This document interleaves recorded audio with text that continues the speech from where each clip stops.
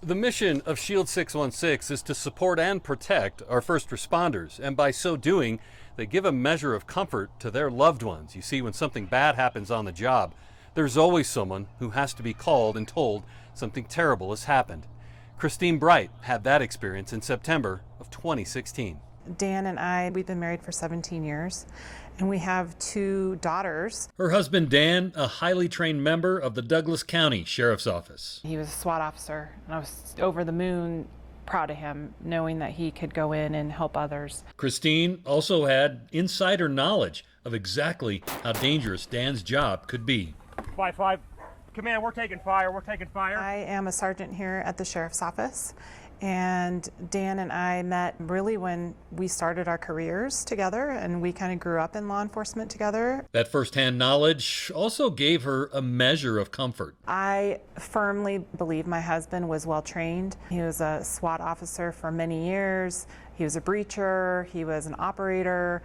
He went to training after training. I saw him, coming in and dirty and sweaty from all this training that he's had. I knew that his training was going to kick in no matter what because he had trained so hard.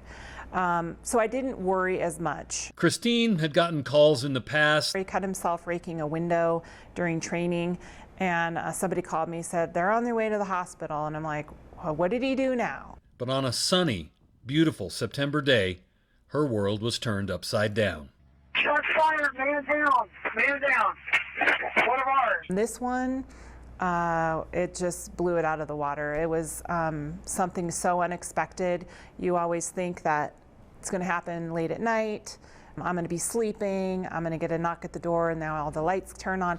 That is far from what happened during this incident. Dan had been shot in the chest by an active shooter with an AK-47 and was initially given very slim chances of living.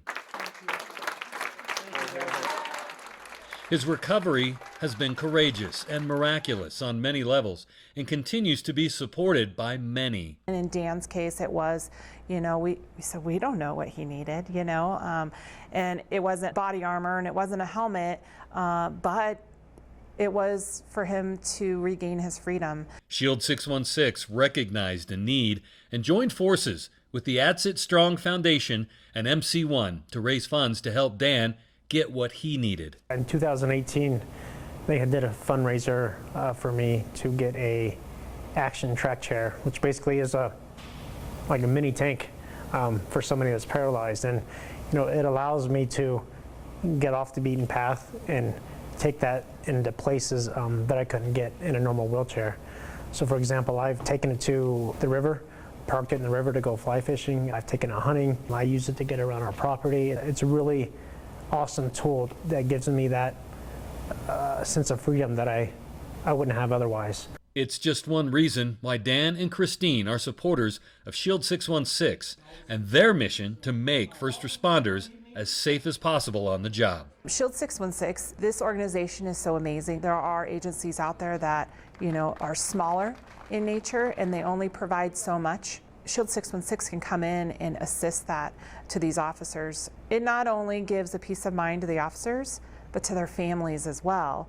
If the families know that their, cadets, their law enforcement officer has, the best equipment out there, that's all you can ask for. This week you can join us here at KOAA and myself supporting Shield 616 on the 2020 border-to-border ride across Colorado. We're holding a virtual telethon on Thursday, September 10th, raising funds for the Black Forest Fire and Rescue Department to outfit all 22 members of the department with rifle-rated vests and helmets. Our goal is $50,000 to get that done, so please log on to KOAA.com or shield616.org, look for the News 5 logo, click on that, and please donate. Remember, any amount will help us get this done, and you can go donate right now. You don't need to wait till Thursday. Always watching out for you. Ira Cronin, News 5.